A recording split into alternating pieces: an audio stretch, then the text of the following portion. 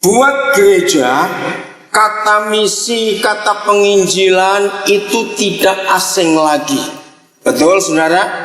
Hari-hari kita mendengar kata itu. Tapi hari ini kita akan mempelajari misi dari sudut pandang Tuhan sendiri. Mungkin saudara kaget dengan perkataan ini. Jadi kalau baru malam ini kita belajar misi dari sudut pandang Tuhan sendiri, nah lalu selama ini kita itu memandang misi dari sudut pandang siapa? Pasti muncul begitu bukan pertanyaannya?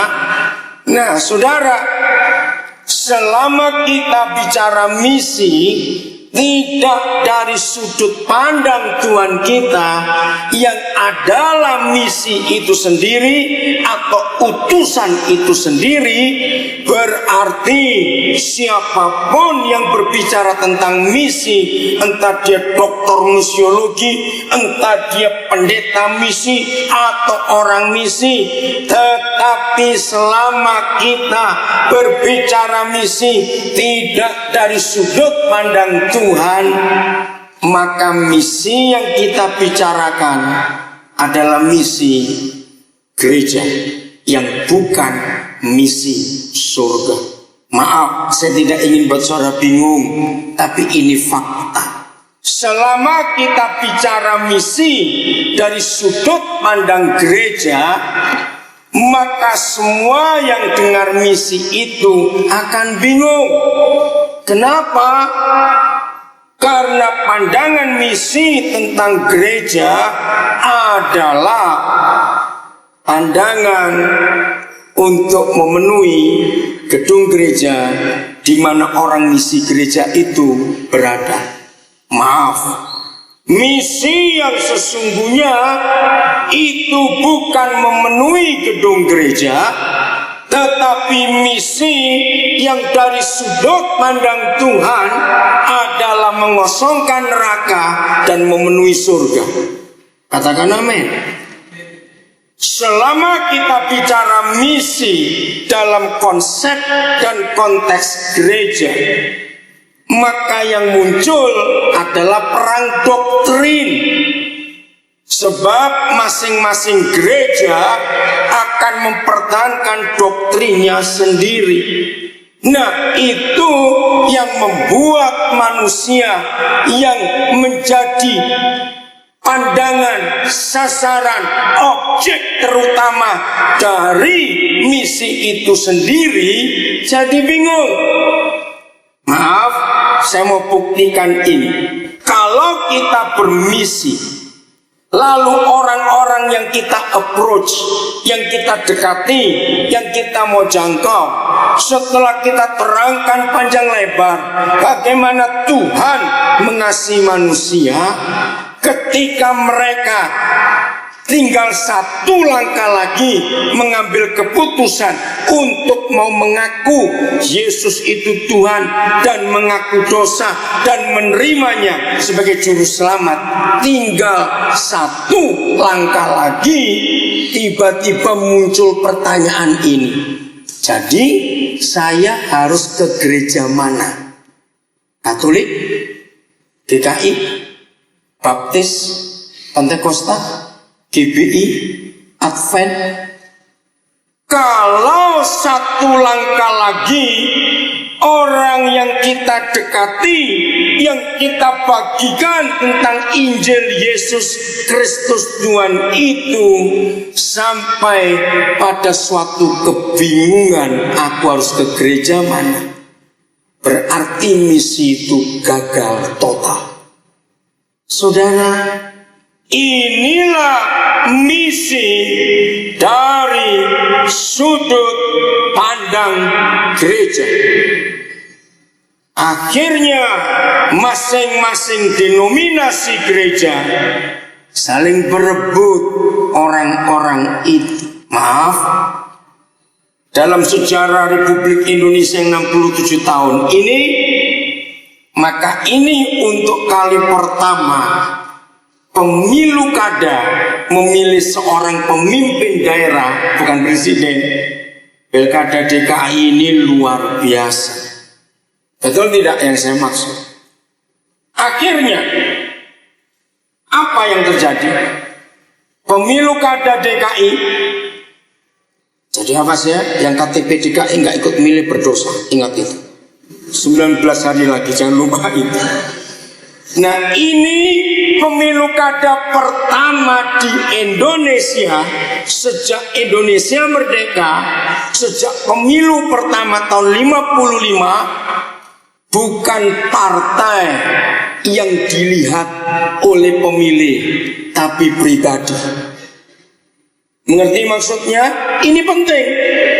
Nah, saya bicara misi kepada banyak orang di Jakarta, paling tepat menggunakan pemilu kada yang sudah panas-panasnya hari-hari ini.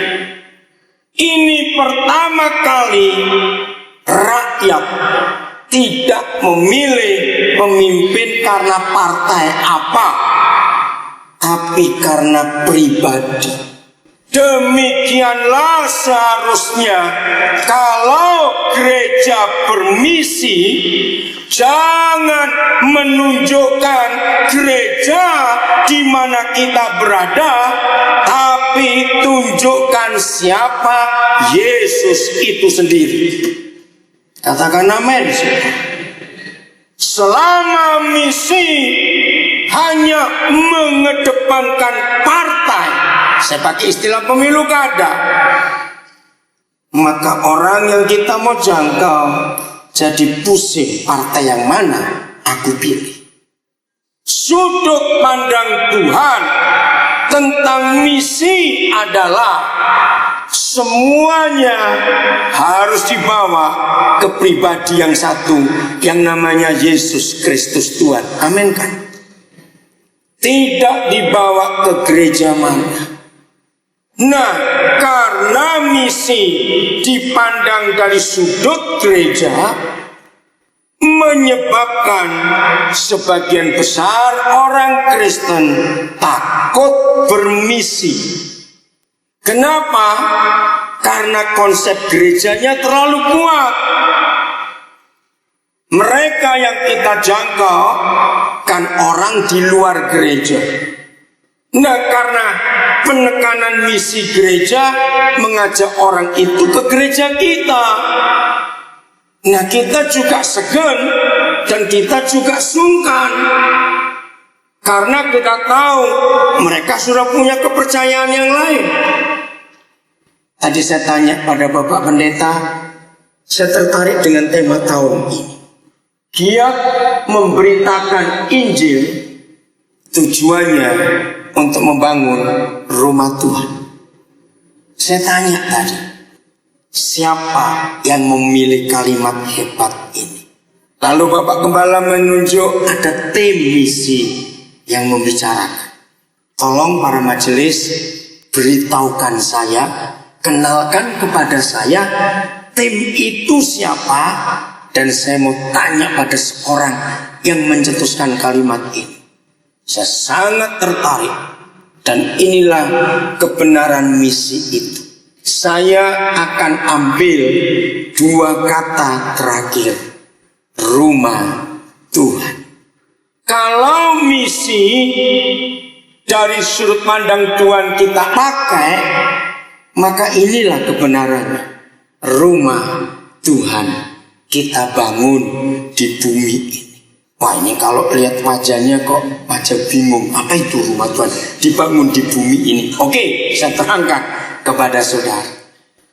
Tiba-tiba tadi waktu saya baca ini, saya ingat berapa ribu tahun yang lalu ada seorang pujangga di Tiongkok. Saya coba-coba pikir namanya siapa, saya lupa. Kalau ada orang-orang yang tahu sejarah pujangga, pujangga ini ribuan tahun yang lalu mengungkapkan sebuah kalimat yang harusnya dipakai oleh seluruh dunia.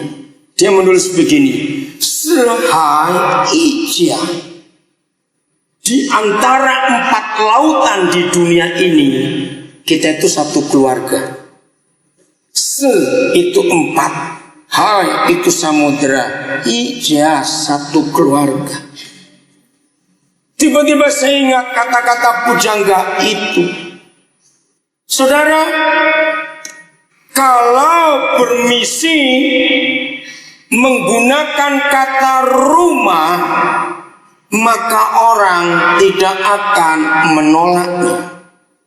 Sebab dalam filosofi manusia, semua manusia di dunia itu sangat memerlukan rumah. Betul? Saudara bisa bayangkan kalau ada manusia selama dia hidup tidak pernah berkata aku mau pulang. Bisa bayangkan kira-kira manusia itu bagaimana penderitaannya kalau selama hidupnya tidak pernah berkata aku mau pulang. Nah, saya tanya dulu kepada saudara, coba pikir sebelum jawab. Menurut saudara, satu ayat, tolong sebutkan. Nah, di dalam satu ayat ini terletak seluruh kebenaran rencana Tuhan. Sehingga kalau Alkitab tidak ada satu ayat ini, maka Alkitab itu tidak punya kuasa apa-apa. Ayat mana itu? Ayo coba, nggak usah ragu-ragu, salah pun nggak dihukum. Ayo, ayat mana? Satu ayat saja yang menunjukkan seluruh, pemusuh pun boleh jawab, menunjukkan, mewakili seluruh Alkitab, seluruh rencana Tuhan kita. Ayat mana? Ayo nggak usah tolak-tolak, jawab saja. Mana? Markus 8, Matius 28, bukan, mana? Ulang mana? Yohanes 3:16. Itulah maksud Bapa di surga, sehingga gereja dilahirkan dan misi ada di dunia. Tetapi saudara, hanya Yohanes 3:16 yang kita beritakan kepada dunia. Dunia bingung, siapa Tuhan itu? Oke, aku mendengar engkau membaca kalimat, karena begitu besar kasih Tuhan kepada dunia ini, sehingga diberikannya anaknya yang tunggal itu, supaya barang siapa yang percaya kepada dia tidak binasa, melainkan beroleh hidup yang kekal. Kalau mentah-mentah ayat itu kita sampaikan, itu menimbulkan pertanyaan yang banyak. Satu, mereka tanya, siapa Tuhan itu? Dua, mengapa dia mengasihi? Ketiga, siapa lagi itu anaknya yang tunggal? Lalu pertanyaannya, lalu Tuhan kawin dengan siapa kalau dia punya anak? Wah, lebih repot lagi itu. Betul tidak, saudara? Tapi Papa kita luar biasa. Yohanes 3 ayat 16 itu dijabarkan, diperjelas, dihidupkan lewat Lukas 15. Yang belum pernah tahu tolong buka Lukas 15. Nah, Lukas 15 itulah misi dari sudut pandang Tuhan. Ada 3 kisah yang hilang di Lukas 15, tetapi luar biasa, semuanya happy ending, semuanya diakhiri dengan kebahagiaan, karena yang hilang itu ketemu. Nah, di Lukas 15 itulah satu-satunya pasal di seluruh Alkitab yang memberitahukan kita kapan, bila mana seluruh isi surga tanpa terkecuali, seluruh isi surga itu bersorak-sorak gembira. Sudah ketemu 3 ayat itu? hanya ada satu hal yang membuat surga gegap gempita, surga bersukacita. Kalau satu orang berdosa diselamatkan. Nah, itulah misi dari sudut pandang surga. Saya ingin tanya jujur, majelis luar biasa. Tadi waktu kami datang jam 7 kurang 10. Suasana disebut apa di bawah tadi? Ruangan apa itu? Apa? Serbaguna. Tapi yang di luarnya ya, bukan di dalam. Lobby. Saudara, tadi waktu kami datang kurang 10 menit jam 7. Suasananya begitu indah, kekeluargaan. Masing-masing orang nyapa satu dengan yang lain. Luar biasa. Rasa nggak suasana tadi itu? Keakraban yang indah sekali di lobi tadi. Nah, saya belum masuk ke ruang kebaktian. Jadi saya belum tahu tema tahun ini. Karena Bu Listi dan Pak David cuma sibuk karena jangan lupa jamnya. Tapi tanggalnya saya nggak dikasih tahu. Bukan saya nuntut, enggak apa-apa. Oh, Bu Listi itu khawatir terus saya nggak datang. Sampai diteleponi di BBM terus saja. Saudara, untung saya nggak tahu tema ini. Tadi begitu kami tiba di lobi, saya kaget merasakan suasana keluarga yang indah dan intim sekali. Nah, itulah Lukas 15. Semua orang yang di lobi tadi pasti feel at home, seperti ada di rumah karena suasana keakraban itu. Saudara, sehingga di Lukas 15 itu kita menemukan kata pulang. Betul? Pulang anakku, pulang. Sejarah gereja mencatat di dunia ini hanya ada 2 penginjil hebat, dan dua-duanya punya konsep yang sama. 2 orang penginjil ini hidup di zaman yang berbeda karena mereka nggak saling ketemu. Yang satu namanya John Sung, sudah meninggal akhir tahun 30-an yang lalu. Yang kedua, Billy Graham. Kalau saudara membaca sejarah, melihat mereka dua akan kaku. 2 penginjil ini disebut penginjil dunia bukan karena hebat khotbahnya, tidak. 2 penginjil ini disebut penginjil dunia karena tiap kali mereka selesai khotbah penginjilan selalu mengajak orang, pulang anakku, pulang. Maka itu tiap kali mereka berdua selesai berkhotbah, Billy Graham masih hidup sampai hari ini, walaupun saya cukup lemah. 3 minggu yang lalu hampir dia meninggal karena tiba-tiba sesak nafas. Tuhan masih izinkan dia hidup 90 tahun lebih usianya. Saudara, mereka pasti menyanyikan lagu Come Home, pulang anakku, pulang. Dan jutaan orang mereka bawa ke surga, bukan dibawa ke gereja. Catat itu baik.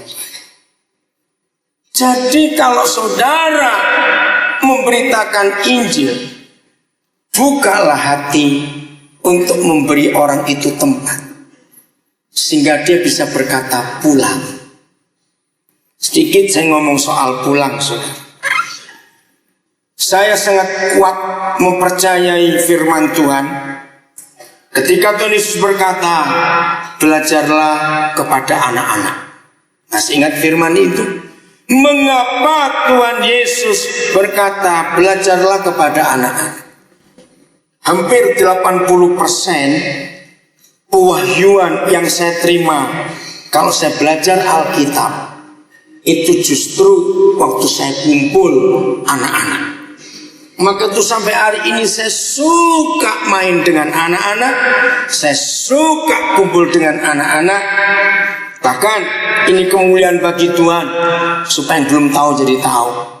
Sampai detik ini Roh Kudus masih memberi saya kemampuan, masih bisa khotbah, KKR, dan jadi guru sekolah minggu sampai hari ini, saudara.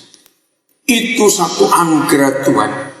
Karena banyak pendeta, jangan marah saya cuma ngomongin, banyak pendeta kok usah terlalu biasa ngomong di orang gede, nggak bisa ngomong di anak-anak, jadi kaku begitu. Tapi apa, jangan bilang saya masih lucu dengan anak mendengar saya, bukan begitu maksudnya. Tapi serius, anak-anak masih bisa ngerti saya kalau saya mengajarkan kebenaran, dan itu anugerah Tuhan yang luar biasa.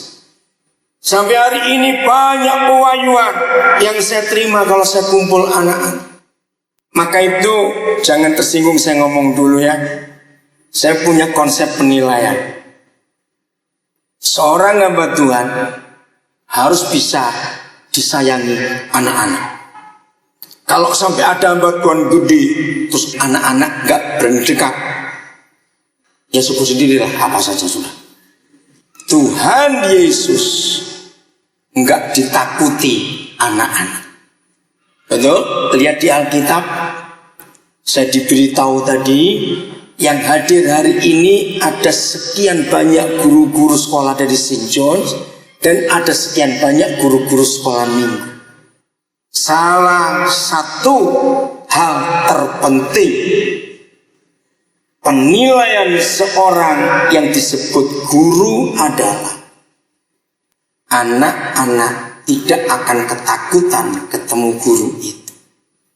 Jangan saudara merasa hebat jadi guru kalau anak-anak begitu saudara masuk kelas sepi, gak berani ngomong apa-apa. Itu bukan guru tapi Dracula buat anak-anak. Loh serius saya berkata itu.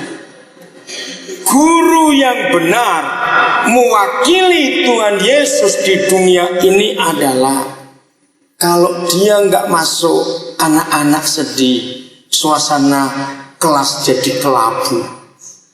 Tapi kalau guru itu mewakili Yesus, guru itu masuk, walaupun mengajar pelajaran yang paling berat, wajah anak-anak itu bersuka cita karena merasa aman ketemu guru itu. Tolong ya guru-guru, kalau Senin lusa mulai masuk sekolah, dan guru-guru sekolah minggu kalau besok mulai masuk kelas anak-anak, lihat suasananya. Bagaimana reaksi anak-anak melihat saudara masuk kelas? Jujur, saya seorang guru. Pokoknya istri saya jadi saksi, anak-anak saya besar-besar jadi saksi. Bagaimana anak-anak kecil itu nggak pernah takut dengan saya. Maka itu saya masih diundang KKR anak-anak sampai hari ini. Dan itu kesukaan saya bertemu dengan anak-anak. Saya ingat satu kisah waktu saya masih jadi guru sekolah minggu. Ini nyimpang dikit ya. Nanti saya akan tunjukkan ayatnya. Suatu hari saya mengajar soal kebenaran. Bagaimana zaman Nuh. Nah lalu saya katakan pada mereka, bagaimana belum ada kapal, waktu itu belum ada alat transportasi, jangan lagi kapal, jangan lagi perahu, getek atau getek ya, rakit itu aja nggak ada zaman itu. Apalagi bilang kapal, Nuh pasti bingung. Maka anak-anak, Tuhan menggambar kapal itu, lalu Nuh mengikuti gambar itu. Saya ngomong dengan enteng saja. Tiba-tiba ada seorang anak berdiri. Oh, kalau Tuhan gambar pakai kertas apa? Nah lu, saya bilang, pakai kertas apa? Saudara, karena Tuhan Yesus berkata belajarlah kepada anak-anak, maka buat saya anak-anak itu dosen-dosen dan profesor-profesor. Betul tidak? Karena kan belajar dari mereka. Ayo, Kalau kita suruh belajar kepada mereka, jadi yang ngajar itu apa kita? Guru kita. Maka itu orang-orang tua, papa mama yang berani dengan dosen, nggak lulus-lulus. Lo serius, saya mengajarkan itu. Kemarin ada seorang punya 3 anak. Saya baru ketemu hari Senin yang lalu. Namanya Bayu. Nah, pertama kali bertemu, saya nggak pernah kenal orang itu sebelumnya. Nah, ketika Bayu ini, anak pertama umur 12, anak kedua umur 10, anak ketiga baru 4 tahun. Nah, ketika dia melihat cara saya approach dengan anak-anak, maka dalam 3 hari ini, saudara, dia konseling dengan saya tentang bagaimana dia menghadapi anak pertamanya penuh dengan masalah. Sampai waktu dia cerita ke saya, anak yang baru 12 tahun, bisa sekurang ajar itu? Ya, otomatis saya bertambah marah. Dia bilang, lalu saya terangkan, maka itu dia berani telepon saya karena di Senin itu dia melihat bagaimana saya dengan anak-anak. Nah, saya bilang, selama kita menganggap anak-anak itu sebuah masalah, maka sampai mereka menikah tetap jadi masalah buat kita. Tapi kalau kita melihat yang Tuhan Yesus katakan, belajarlah dari anak-anak, anggaplah mereka dosen-dosen kita, maka jadikan diri kita mahasiswa dan mahasiswi, dan mereka lah dosen. Nggak seharusnya kalau anakmu pertama umur 12 tahun, anak kedua umur 10 tahun, anak ketiga umur 4 tahun, digabungkan 12 tambah 10 22, 20 tambah 4 26. Berarti kamu tuh sudah kuliah 52 semester. Kenapa masih goblok? Loh, itu cara saya berpikir. Maka itu kalau ada orang tua sudah punya anak sekian dan umur dijumlahkan dikali 2, 1 tahun 1 semester, enggak pinter-pinter, harus punya anak lagi, tambah dosen lagi di rumah itu. Saudara, saya ajar begitu, tapi dia ngotot. Ya terus bagaimana? Oke, saya persingkat ya saudara. Saya bilang begini, Tuhan Yesus waktu datang ke dunia untuk menyelamatkan kita, karena ada jurang antara surga dengan kita, maka satu-satunya jalan Papa harus buat jembatan supaya kita bisa ke sana. Nah, saya bilang, Bayu, mulai hari ini, itu 3 hari yang lalu, kamu harus jadi jembatan. Sampai tadi siang dia masih telepon saya, doakan ya supaya saya mampu jadi jembatan. Kenapa? Dia kaget waktu saya bicarain. Bayu, jembatan itu cuma 2 fungsinya, bentuknya. Maka itu kalau ada orang tua di sini, tolong ya, beritakan kepada semua orang tua yang sedang bermasalah dengan anak-anaknya. Sampaikan kepada semua orang tua yang ada gap, ada jarak dengan anak-anaknya. Lakukan jembatan itu. 1, lalu di status BBM-nya dia ganti, hari ini aku adalah jembatan. Kenapa? Saya bilang, Bayu, coba saya tanya dan kau jawab. Jembatan itu harus apa? Berdiri atau rebah? Semua orang tahu jawabannya, cuma kita nggak pernah Ayo saya tanya saudara, jembatan itu harus berdiri atau rebah? Rebah, kalau berdiri namanya tangga. Bayu tertawa saya ngomong begitu. Nah, ini masalahnya.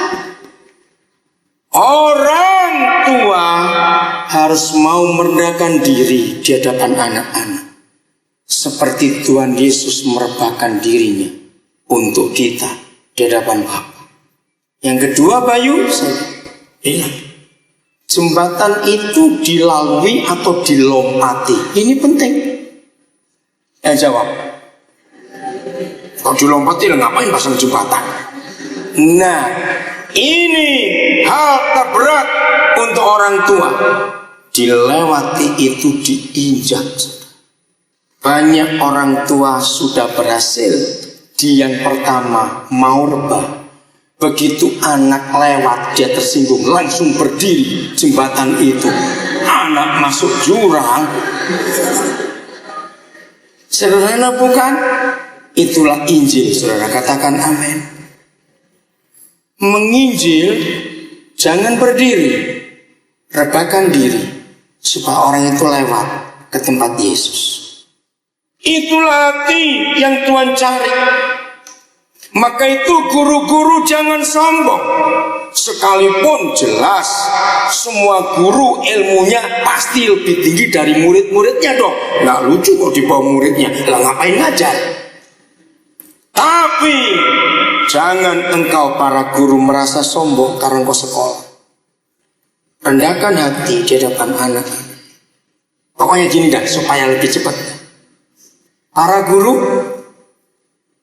murid-murid saudara suka ngerubutin saudara enggak? Kalau sampai guru hidupnya sepi-sepi, dia bukan guru tapi Hitler ini. Serius, karena murid-murid nggak pernah dekat. Ini serius, saudara. Inilah penginjilan dari sudut pandang Tuhan. Apakah orang-orang yang kita mau jangkau itu tidak takut dengan kita? Berapa hari ini, saudara, kami tinggal di rumah teman satu keluarga namanya Mark Manley di kompleks Ruko Greenfield, Blok BG, Bravo Golf nomor 1. Nah, karena besok kami mau pulang ke Papua, biasanya orang-orang yang kami mintain tolong, ini belum lama kemarin ada sarung bantal 500 potong harus dibawa. Nah, orang kirim. Nah, saya kemarin masih di Solo. Terus dia bilang, Pak, ketok-ketok kok nggak ada orang. Memang pembantu mereka belum datang. Nah, terus saya bilang begini, ada nggak satpam di situ? Ada. Kenapa, Pak? Titip aja satpam. Duh, jangan, Pak. 500 sarung bantal itu lumayan juga harganya. Saya bilang, semua satpam di depan rumah itu manggil saya itu papi, sudah. Semua satpam, saya jangan bayaran juga. Saya nggak tahu siapa ngajari mereka. Mereka nggak pernah segan atau takut kalau ketemu saya. Betul, dititipkan. Ini mau berangkat tadi, ada telepon.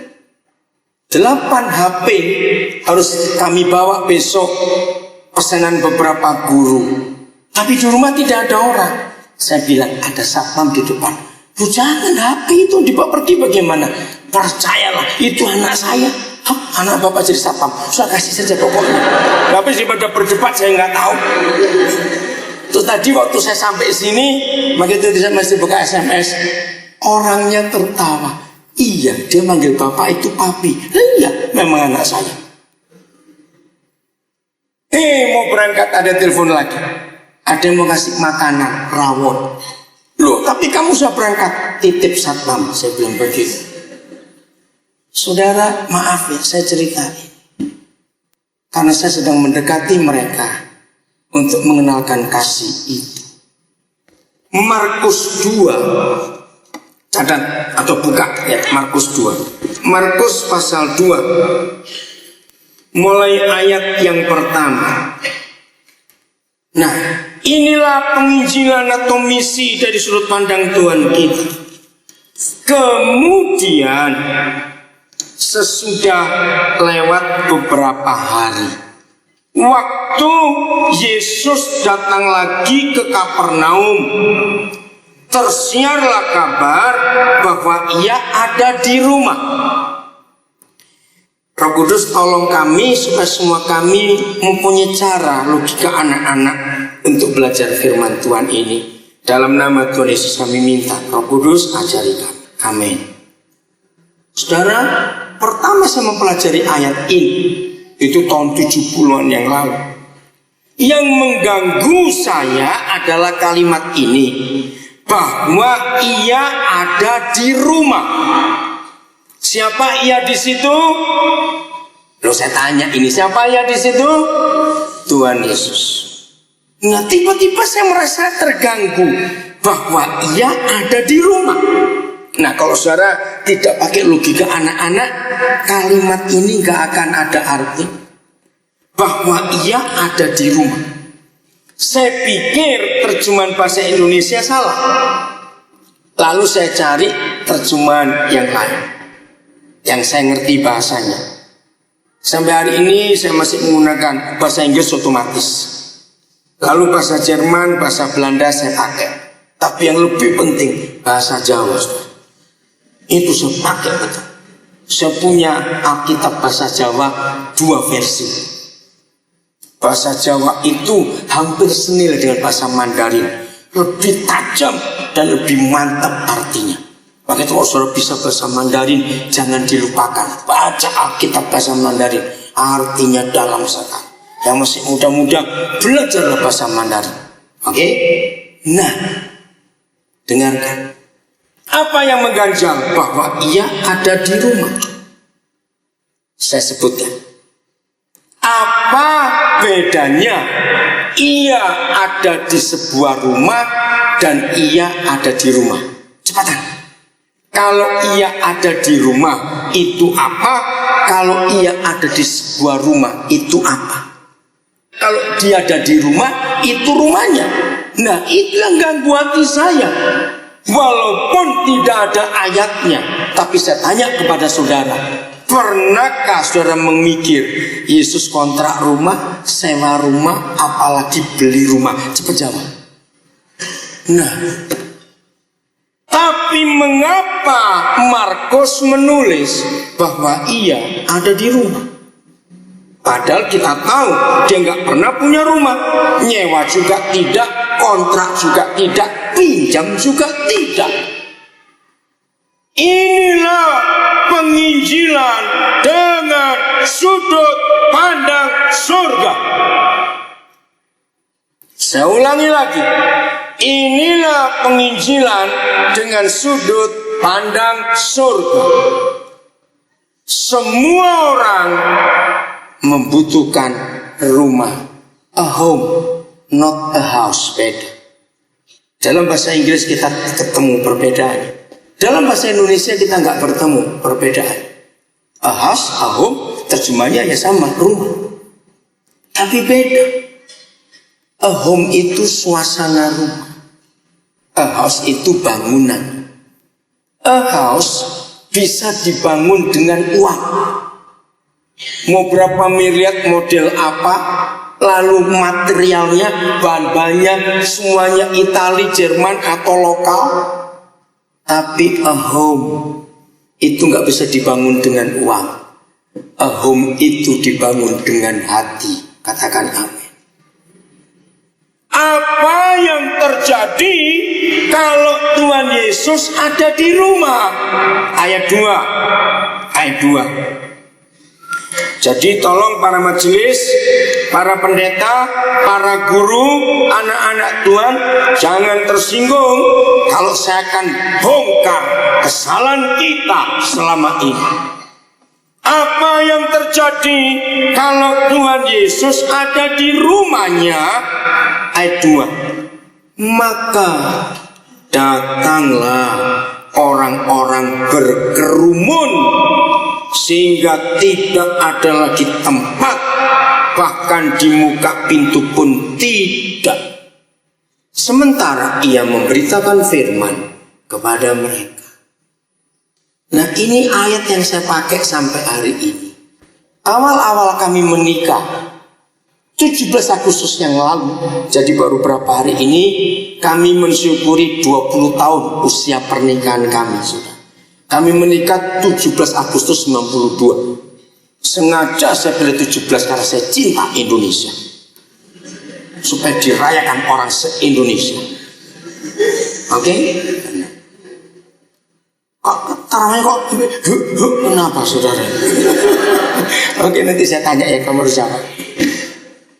Awal-awal kami menikah, istri saya sempat bingung karena Buat saya nggak ada kata privacy, itu nggak ada. Gara-gara ayat ini. Dengar ya, Kristen yang benar itu pasti di hidupnya ada Tuhan Yesus atau tidak. Pertanyaannya aneh itu kan. Tapi ditanya, saya tanya lagi kok. Kristen yang benar berarti di hidup orang itu ada Tuhan Yesus atau tidak? Sana dijawab sini tanya. Kristen yang benar dalam hidupnya ada Tuhan Yesus atau tidak? Loh, diam lagi. Bapak itu sana. Ya udahlah. Oke. Kenapa ada Tuhan Yesus? Ingat, satu-satunya agama di dunia ini, kalau saya bicara agama, satu-satunya Tuhan di dunia ini yang berkata, tidak tahukah bahwa tubuhmu adalah rumahku? Itu hanya kekristenan. Katakan amin. Betul? Tubuh kita ini rumahnya. Maka itu saya tanya, Kristen yang benar pasti ada Tuhan Yesus dalam hidupnya, karena ini rumahnya. Nah, ini masalahnya. Satu-satunya tanda Yesus ada di rumahnya atau tidak. Lagi sekali, catat, ini misi yang paling gampang. Jangan takut bermisi. Buang konsep gereja, pakai konsep surga.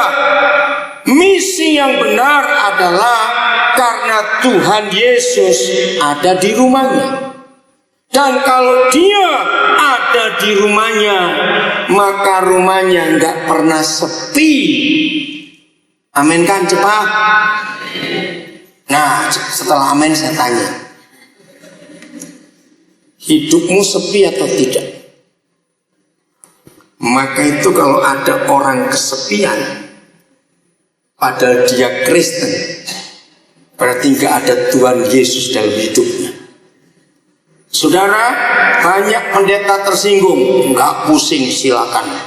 Saya kalau ngomong kasar, saya kalau menilai pendeta-pendeta itu pakai ayat ini. Rumahmu sepi atau ramai? Kalau rumah pendeta sepi, saudara, berarti dia selebritis, bukan hamba Tuhan. Karena rumahnya sepi. Bahkan saya dibenci banyak pendeta yang kaya-kaya karena saya berkata keras. Kalau ada pendeta rumahnya pakai satpam, berdosa 4 kali lipat. Pendeta kaya-kaya kupingnya panas bener saya ngomong itu. Nggak peduli. Akibatnya cuma satu, saya nggak diundang lagi. Nggak apa-apa. Lo serius? Mengapa kalau pendeta rumahnya pakai satpam dosanya 4 kali lipat? Dosa 1 kali lipat saja sudah masuk neraka. Nah kalau 4 kali lipat itu neraka sebelah mana saya juga tidak tahu. Dosa pertama pendeta itu adalah dia menghina para malaikat. Betul tidak? Ayo siapa lebih sakti, satpam atau malaikat? Coba jawab. Ya sudah. Dosa kedua, kalau pendeta rumahnya pakai satpam, berarti tamu yang datang otomatis terscreening. Bahasa Belandanya tersortir. Kalau yang datang pakai bajai atau jalan kaki, pasti satpam pasang iPhone dulu ke dalam, tanya, Pak ada tamu begini-begini. Tanya dulu dari mana, ada perlu apa. Tapi kalau datang pakai Mercy, pintu buka sendiri, sudah. Ayo kira-kira jatuh tidak? Cepat jawab. Dosa ketiga, kalau pendeta itu rumahnya pakai satpam, berarti harta bendanya banyak. Maka itu perlu dijaga satpam. Dosanya di mana? Tuhan Yesus berkata, hai orang kaya, jual hartamu bagi ke orang miskin. Dosa keempat, dia bukan hamba Tuhan tapi selebritis. Maka itu perlu dijaga satpam. Rumah orang Kristen, hidup orang Kristen tidak boleh sepi. 3 hari lalu rumah kami di Nabire kemasukan pencuri siang-siang. Karena kalau siang kosong, anak sekolah. Nah, karena ada orang lewat yang memberitahu kok jendelanya terbuka tralisnya itu. Lalu ditelepon, tim kami ditelepon. Ya, istri saya di Jakarta, saya lagi ada di Bali. Oke. Nah, akhirnya dicek. Yang dengar itu tertawa. Yang dicuri cuma 2 dispenser air itu dengan receivernya parabola. Orang yang dengar itu tertawa. Memang di rumah kami itu nggak ada barang berharga, maka itu kami nggak takut kemalingan. Barang-barang itu di pasar juga banyak. Orang tertawa yang dengar itu. Habis mau nyuri apa lagi? Nggak ada. Mau bawa kulkas nggak mungkin dong, berat begitu. Nah, saudara, begitu rupa saya hidup, sampai saya nggak pernah takut maling masuk pun saya akan sambut. Karena cari jiwa itu susah, ini datang sendiri. Katakan amin, cepat. Lu bener. Kenapa? Saya pakai hukum politik. Kalau saudara baca 2 Korintus 5 ayat 19, ada ayat bahasa Inggris ini. We are the ambassadors of Christ. Duta besar kerajaan surga. Saudara lihat hukum politik. Penjahat sekelas apapun, paling jahat sekalipun, kalau dia dikejar polisi dan bisa lompat masuk ke halaman rumah duta besar, aman tidak dia? Nah, itu dia. Maling-maling harus berdatang ke rumah saudara. Kok nggak amin? Nah, hartanya banyak berarti itu. Nah, takut kemalingan. Karena semua rumah duta besar penjahat masuk dan dilindungi. Nggak amin lagi, itu susah bener. Itu hukum politik dunia. Maka itu guru-guru, apakah murid-murid saudara berani nggak datang, curhat, dekat, cerita, ngobrol, guyon? Ini konsep penting. Orang-orang Kristen tanya, rumahmu sepi atau ramai? Di mana ada Yesus, di situ nggak pernah sepi rumah itu. Ayat berikut, mudah-mudahan yang terakhir. Ibrani 13 ayat yang kedua. Saya ambil satu ayat ini saja, dan Rasul Paulus paling banyak menuliskan hal seperti ini. Ibrani 13 ayat yang kedua. Penginjilan dengan metodologi surga sangat mudah mencari jiwa. Bukan dalam sudut pandang gereja, rumah Tuhan harus kita bangun. Giat memberitakan Injil, membangun rumah Tuhan. Sudah? Ibrani 13 ayat 2. Jangan kamu lupa memberi tumpangan kepada orang. Sebab dengan berbuat demikian, beberapa orang dengan tidak diketahuinya telah menjamu malaikat-malaikat. Kalimat pertama saya baca lagi. Jangan kamu lupa memberi apa? Tumpangan kepada kucing. Awas begitu. Kepada siapa? Orang. 1 Petrus pasal 4 mulai ayat 7, perhatikan judul. Ini pola penginjilan yang paling mudah dan alkitabiah, tidak pakai doktrin apa-apa. 1 Petrus 4, apa judulnya di perikop ayat 7? Ayo baca, judulnya apa? Hidup orang Kristen. Jadi kalau ada orang yang mengaku Kristen tetapi hidupnya tidak seperti yang ditulis Rasul Petrus di 1 Petrus 4 mulai ayat 7, berarti dia belum Kristen. Saya langsung baca ayat 8 dan 9 sampai yang ke-10. 8, 9, 10. Inilah metodologi penginjilan dengan pola dan sudut pandang surga. Tetapi yang apa? Kalau ada kata terutama, ada yang lebih utama? Tidak. Loh, saya tanya kok, kalau sudah ada kata terutama ada yang lebih utama tidak? Tidak ada. Berarti inilah cara penginjilan yang terutama. Pelan-pelan. Tetapi yang terutama suruh apa? Ayo, kasihlah dengan setengah hati, sungguh-sungguh. Berapa orang? Ya, seorang akan yang lain itu berapa? Saya tanya. Nah, itu jawabnya. Jangan dibaca apa adanya, kan balik lagi. Saya ulang. Saya kalau khotbah itu ngajar karena saya seorang pendidik. Saya ulang. Tetapi yang terutama, jadi nggak ada yang lain lagi. Suruh apa? Kasih dengan sungguh-sungguh. Berapa orang? Termasuk baunya sekalipun. Walaupun bau, kok nggak amin lagi? Loh, nanti saudara pilih-pilih, ayo bertobat kalau begitu. Kan pokoknya orang, betul? Pokoknya orang. Terus, sebab kasih menutupi banyak sekali dosa. Ayat 9. Berilah apalagi tumpangan. Berapa orang? Nah, semua orang. Tanpa? Dengan tidak?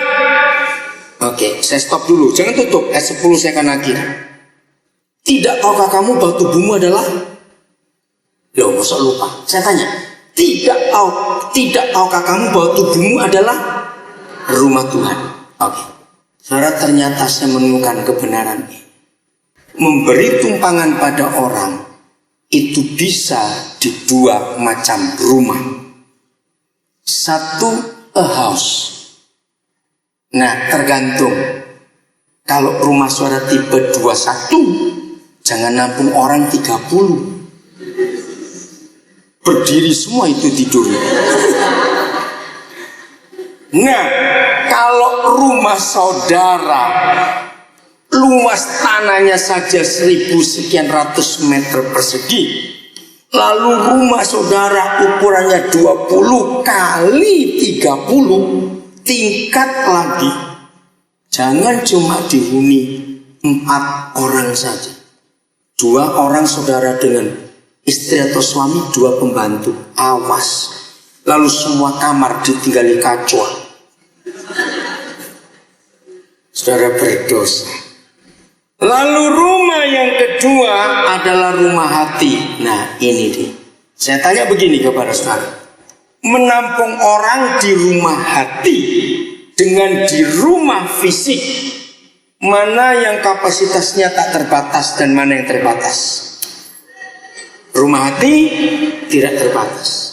Rumah jasmani terbatas. Percaya enggak? Satu rumah Tuhan bisa menampung 2 juta orang. Loh, saya tanya, bisa tidak? 3 juta? Bisa. 4 juta? Nah, jangan ngomong bisa-bisa saja. Hitung yang kau tampung berapa sampai hari ini. Bisa-bisa. Tapi enggak ada seekor pun yang kau tampung. Awas. Inilah fakta. Kita cuma banyak pinter ngomong saja. Serius. Berilah tumpangan orang-orang. Sebelum saya akhiri ayat 10, saya akan berikan kesaksian. Dalam minggu berjalan ini, hari Senin yang lalu, itu tanggal 27 Agustus, saya harus ketemu 2 orang di Central Park. Nah, waktu saya ke sana, ternyata orangnya belum datang. Tiba-tiba SMS saya bunyi, ada salah seorang yang perlu uang, dan itu tabungannya BNI. Lalu saya cari ATM BNI. Ketika saya lagi melakukan transaksi, ada 2 satpam dengan pakaian dinas biru-biru, itu kok mondar-mandir di belakang saya. Saya pikir ngapain, padahal ATM-nya ada 3. Saya pikir kenapa nggak pakai yang salah satu di antara 2 ini? Kenapa nungguin saya sampai saya noleh? Dikit-dikit saya noleh. Nah, lalu saya mulai tanya, apa yang mereka tunggu? Terus saya lihat, oh, 2 ATM yang lain pecahannya 100 ribuan. Yang saya pakai itu pecahannya 50 ribuan. rupanya dia ingin ambil yang 50 ribuan. Saudara, ketika saya mau tanya, ternyata saya sudah selesai, dan yang satu ngangguk karena saya sudah selesai. Oh betul, dia pilih yang 50 ribuan. Tinggal satu bukan. Nah, namanya Mas Pur, orang Cilacap. Begitu saya selesai dan temannya Mas Pur itu maju, Roh Kudus bicara kepada saya tentang yang namanya Mas Pur. Dan kebetulan sepi, saya tanya, Mas Pur, ada waktu enggak saya boleh bicara? Saya pendeta. Boleh Pak. Sudah selesai tugas sudah. Tadi saya selesai jam 8:30 dan saya mau pulang, cuma nunggu teman saya. Apa betul waktu masih kecil Mas Pur begini? Dia kaget sudah. Kenapa Bapak bisa nebak saya tepat sekali? Nabi Isa di kitab suci Bapak, itu yang saya sembah, yang memberitahukan. Oke, karena Bapak Mas mau istirahat, saya boleh nggak minta nomor telepon? Biasakan kalau ketemu orang minta nomor telepon, saudara. Biasanya orang minta nomor telepon kan nomor telepon pengusaha yang dicariin. Ayo bertobat yang begitu itu. Saudara, saya catat nomor teleponnya. Saya bilang jam berapa nanti selesai istirahat? Jam 3. Boleh nggak jam 3 saya telepon? Boleh. Jam 3 saya telepon. Dia senang sekali. Saudara, saya mulai bicara tentang kehidupan.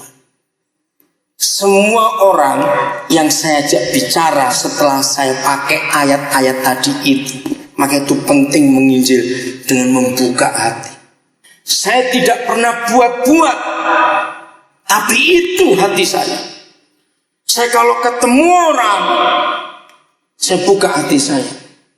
Ada seorang ibu duduknya di pojok sana tadi, itu masih di sana. Dia tadi waktu berjalan ke sini telepon saya. Nah, saya ngomong soal kasih. Lalu ibu itu berkata, betul, anjing saja dikasihi itu bisa jinak. Betul tidak? Anjing itu bisa jinak, saudara.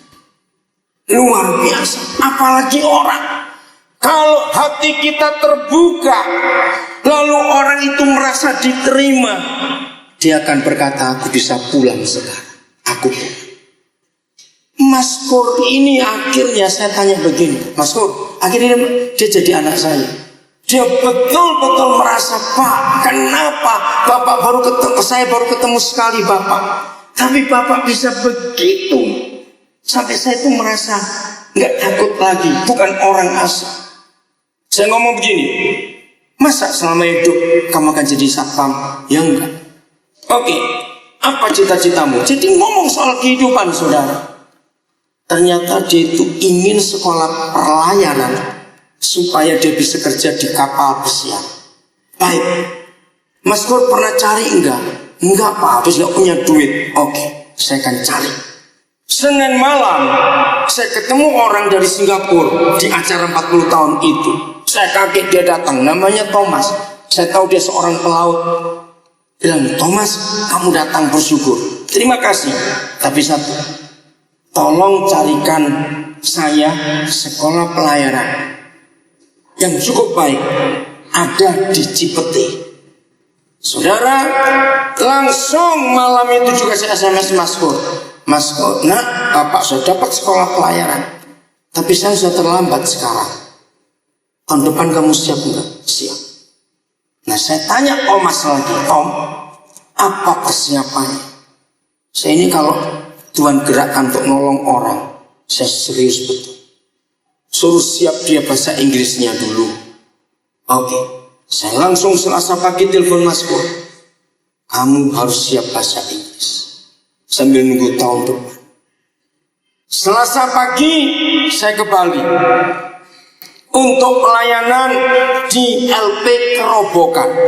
Mudah-mudahan saya ingat dalam minggu ini berapa orang yang boleh berkata pulang masuk ke hidup saya. Saudara, siapa pernah dengar Bali 9? 9 orang Australia yang bawa 2 kilo 8 ons heroin, yang 2 divonis mati, yang 7 seumur hidup. Di penjara Kerobokan Denpasar sedang ada revival besar, saudara. Yang divonis mati itu dua, Andrew Chang dengan Matthew. Saya ketemu mereka bersembilan 2 hari itu di Bali. Nah, 2 tahun yang lalu 2011, Andrew Chang ini bunuh diri, saudara, dengan cara gantung diri karena dia putus asa.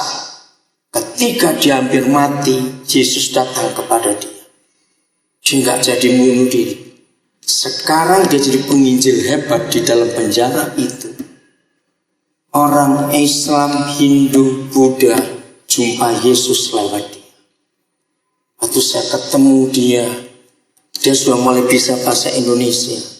Luar biasa, kegerakan besar. Lalu saya beri nomor telepon saya kepada napi-napi yang lain. Jangan segan kontak saya. Ada 3 yang akan keluar sampai akhir tahun nanti. Nah, itu cara saya kok injil di penjara. Bedanya orang pulang dari rumah sakit dan orang pulang dari penjara apa bedanya? Siapa bisa bedakan? Ini tanya serius kok tertawa. Apa bedanya orang pulang dari rumah sakit dan orang pulang dari penjara? Cepetan. Nah, terus pokoknya saya dengar lah, walaupun saya nggak ngerti suara ngomong apa. Oh. Orang pulang dari rumah sakit disambut, saudara, karena sembuh. Orang keluar penjara 90% lebih keluarga malu menerima. Saya bilang kepada mereka bertiga, kalau kalian bebas,